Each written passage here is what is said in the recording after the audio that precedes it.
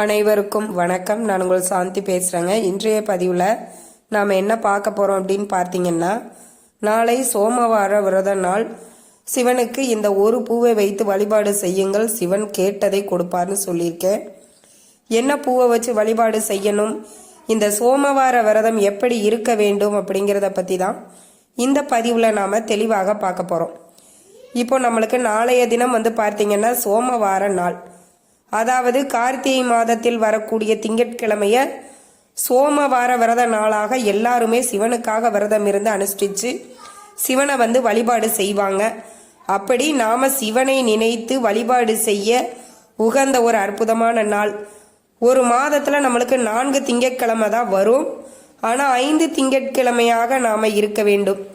மார்கழி மாதத்துல வரக்கூடிய ஒரு திங்கட்கிழமையை சேர்த்து 5 திங்கட்கிழமையாக இந்த விரதத்தை இருப்பாங்க. ஏன்னா சிவபெருமானுக்கு பாஞ்சாட்சரன் அப்படின்னு பேரு, அதாவது 5 அப்படிங்கிற எண்ணிக்கையில். அதனால 5 திங்கட்கிழமை சிவனுக்கு விரதம் இருந்து முறைப்படி வழிபாடு செய்பவர்கள் வாழ்க்கையில் அனைத்து விதமான ஐஸ்வர்யங்களும் சேரும் அப்படிங்கிறது ஐதீகம். சரி, இப்போ நீங்க திங்கக்கிழமை விரதம் இருக்கணும்னு சொல்லிட்டீங்கம்மா, எப்படி விரதம் இருக்கணும் அப்படின்னு சொல்லிடுறேன். இப்போ நம்ம விரதம் அப்படின்னாலே முழுமையாக உபவாசமாக இருக்க வேண்டும். இது உடல்நிலையை பொறுத்து. உங்கள் உடல்நிலை திடகாத்திரமாக இருக்குது, நல்ல ஆரோக்கியமாக இருக்கிறோம் அப்படின்னா நீங்கள் காலையில் குளிச்சுட்டு உங்கள் வீட்டில் பூஜை அறையில் ஒரு தீபத்தை ஏற்றி வச்சுட்டு எதற்காக நீங்கள் விரதம் இருக்கிறீங்களோ அதை சொல்லி, சிவனே இதை நீ நிறைவேற்றி கொடுப்பா அப்படின்னு மனதார பிரார்த்தனை பண்ணிட்டு உங்களுடைய விரதத்தை நீங்கள் ஆரம்பிச்சிடணும். அப்படி ஆரம்பித்த உடனே காலை மதியம் 2 வேளையும் உணவு எடுத்துக்கொள்ளக்கூடாது. மாலை நேரத்தில், அதாவது 6 மணிக்கு மேலே நீங்கள் சிவலிங்கம் வச்சிருக்கிறீங்க அப்படின்னா கண்டிப்பாக அபிஷேகம் பண்ணணும். பால், திருநீர், சந்தனம், இது மாதிரி உங்ககிட்ட என்ன பொருட்கள் இருக்குதோ அதை கொண்டு நீங்கள் சிவலிங்கத்திற்கு அபிஷேகம் செய்து, இப்போ நான் சொல்லக்கூடிய இந்த பூக்களையும் வைத்து நீங்கள் சிவபெருமானை வழிபாடு செய்யணும். என்ன பூக்கள் வைக்கணும், நம்ம சிவனுக்கு குறிப்பிட்டு நிறைய பூக்கள் இருக்குது. அதில் நம்ம கேட்டதை நினச்சதை கொடுக்கக்கூடிய ஒரு பவர்ஃபுல்லான பூ, இது எல்லா வீடுகளிலுமே அநேகமாக இருக்கும் நான் நினைக்கிறேன். என்ன பூ அப்படின்னு பார்த்தீங்கன்னா சங்குப்பூ தான். அதில் நம்மளுக்கு வெள்ளை நிறம், ப்ளூ கலர் ரெண்டுமே வரும். ஆக நீங்கள் கருநீல கலரில் இருக்கக்கூடிய அந்த ப்ளூ கலர் சங்குப்பூவை சிவனுக்கு நாளைய தினம் வைத்து வழிபாடு செய்வது உங்களுக்கு அற்புதமான பலன்களை கொடுக்கும். ஏன் நாம் அந்த கருநீல கலர்ல இருக்கக்கூடிய அந்த சங்குப்பூவை விசேஷம்னு சொல்றோம் அப்படின்னு பார்த்தீங்கன்னா, இந்த சங்குப்பூ கருநீல கலர்ல இருக்கக்கூடியது, சிவனும் பார்க்கடலை கடைந்த பின்பு முதல்ல வந்தது அமிர்தம் கிடையாது, விஷம்தான் வந்துச்சு. அந்த ஆழகால விஷத்தை அருந்தி தன்னுடைய தொண்டையில் நிறுத்தி கொண்டார் சிவபெருமான். அப்போ அந்த இடம் பார்த்தீங்கன்னா கருநீல கலரில் இருக்கும். அந்த நிறத்தை குறிப்பதினால் இந்த சங்குப்பூ சிவபெருமானுக்கு அவ்வளவு விசேஷம். இந்த சங்குப்பூவை வச்சுட்டு சிவன்கிட்ட நீங்கள் என்ன கேட்டாலும் சிவன் கொடுப்பார். இயற்கைக்கு புறம்பாக இருக்கக்கூடாது. நியாயமான கோரிக்கைகள் எதுவாக இருந்தாலும் சிவனை மனமுருகி பிரார்த்தனை பண்ணி விரதம் இருந்து முறைப்படி வழிபாடு செய்யுங்கள், கட்டாயம் சிவன் உங்களுக்கு அருள் புரிவார். அப்படி இந்த சங்குப்பூவை வச்சுட்டு நெய் தீபமாக ஏற்றிக்கோங்க. நெய்வேத்தியம் என்ன வைக்கணும் அப்படின்னு கேட்பீங்க. நிறைய பேர் சாதம் படைச்சு வழிபாடு செய்வாங்க.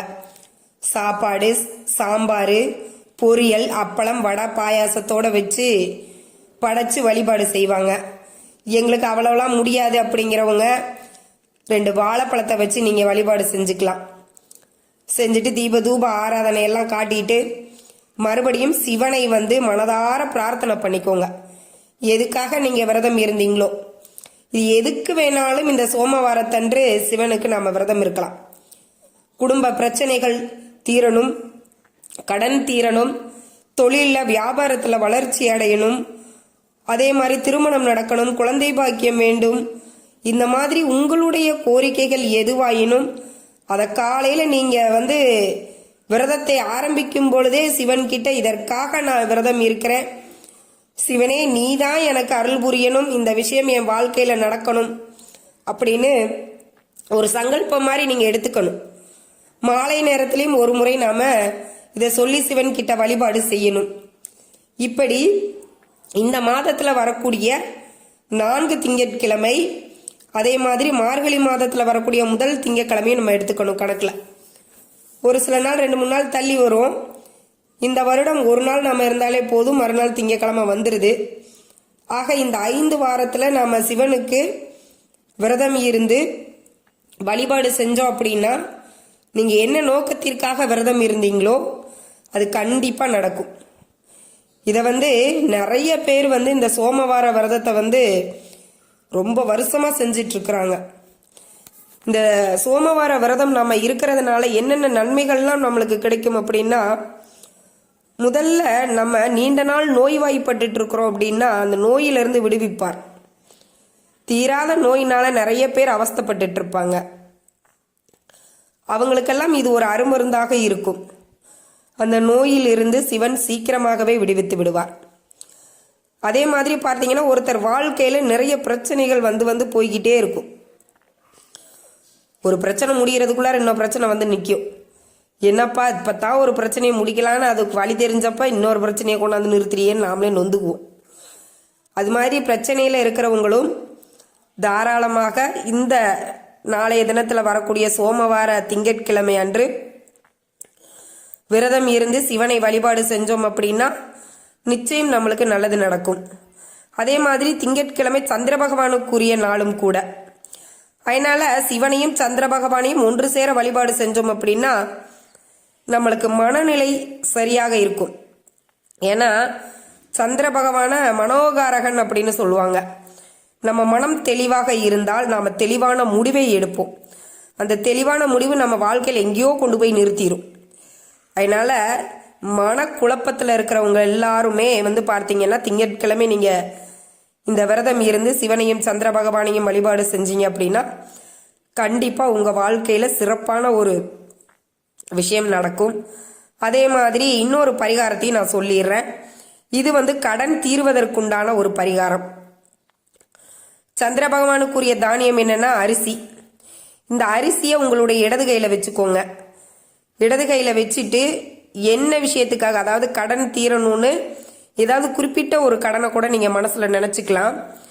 இப்போ ஒரு ஹவுஸ் லோனு, பைக் லோனுன்னா ஏதாவது ஒன்றை மட்டும் நினைச்சிட்டு இந்த கடன் தீரணும்னு நினைச்சுக்கோங்க. சிவனையும் சந்திர பகவானையும் நினைத்து வழிபாடு செஞ்சுட்டு பிரார்த்தனை பண்ணிட்டு இந்த இடது கையில இருக்கக்கூடிய அரிசியை கிளாக் வைஸ்ல 3 முறையும் ஆன்டி கிளாக் வைஸ்ல 3 முறையும் சுத்தி உங்க வீட்டுக்கு கிழக்கு பகுதியில் போட்டுடுங்க. இதை எறும்பு, காக்கா, குருவி எது வேணாலும் சாப்பிடலாம், பறவைகளுக்கு உணவா போட்டுடுங்க. கண்டிப்பா உங்களுடைய கடன் பிரச்சனை அனைத்தையும் தீர்த்து வைப்பார். உங்களுக்கு 2 விதமான நான் வழிபாட்டையும் பரிகாரங்களையும் சொல்லியிருக்கிறேன்.